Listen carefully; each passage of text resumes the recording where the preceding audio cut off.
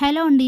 శివనారాయణ ఇంటికి సూరజ్ వస్తే, జ్యోత్స్న అంటే నీకిష్టమే కదా, మీ ఇద్దరికీ పెళ్లి చేద్దాం అనుకుంటున్నామని ప్రపోజల్ పెడతాడు శివనారాయణ.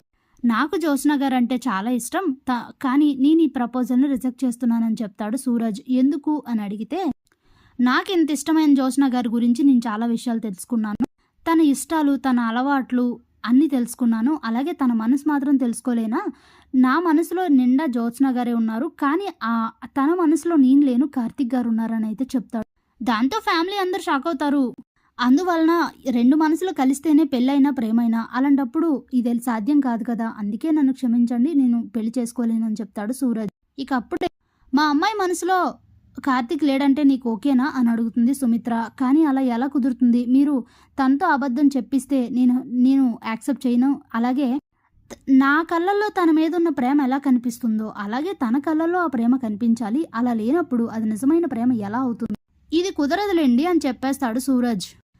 అప్పుడే జ్యోత్స్న, ఏంట్రా నువ్వు నన్ను రిజెక్ట్ చేసేది, అసలు నీకు అని మాట్లాడుతూ పారిజాతం వైపు చూసేసరికి పారిజాతం కోపంగా చూస్తూ, నువ్వు గనక తేడాగా రియాక్ట్ అయ్యావంటే ఇప్పుడు నీ విషయాలన్నీ చెప్పేస్తానని పారు అయితే సైగ చేస్తుంది. అప్పుడే జ్యోత్స్న మార్నింగ్ పారిజాతం తనతో అన్న మాటల్ని గుర్తు చేసుకుంటుంది.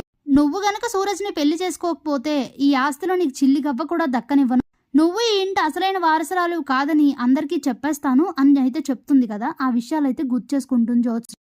అప్పుడే ఎలా అయినా అందరినీ నమ్మించాలి, లేదంటే నాకు చాలా ప్రమాదం ఇప్పుడు అని మనసులో ఆలోచిస్తూ ఉంటే, ఏంటి బ్రదర్ ఇప్పుడు ఏంటి పరిస్థితి, ఎందుకు ఇలా అంటున్నావు, అందరూ ఒప్పుకున్నారు కదా అని కార్తిక్ అంటే, అందరూ కాదు ఒప్పుకోవాల్సింది, జ్యోత్స్న గారు. ఆవిడ మనసులో నేను లేనప్పుడు ఈ పెళ్ళి ఎలా జరుగుతుంది, మేము ఎలా హ్యాపీగా ఉంటాం, నేను అన్నదాంట్లో తప్పుందా అని అంటే, లేదు అని చెప్తారు అందరూ.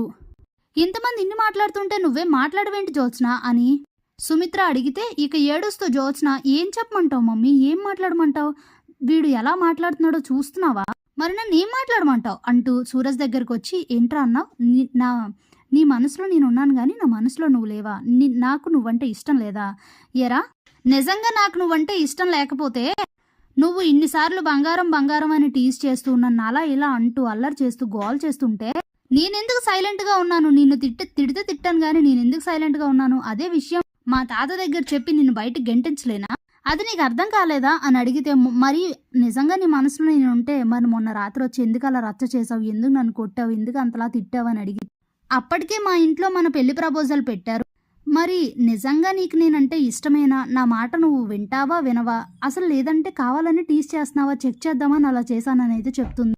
అంతే తప్ప నువ్వంటే ఇష్టం లేకపోవడం కాదు, నన్ను పెళ్లి చేసుకో అని అయితే చెప్తుంది.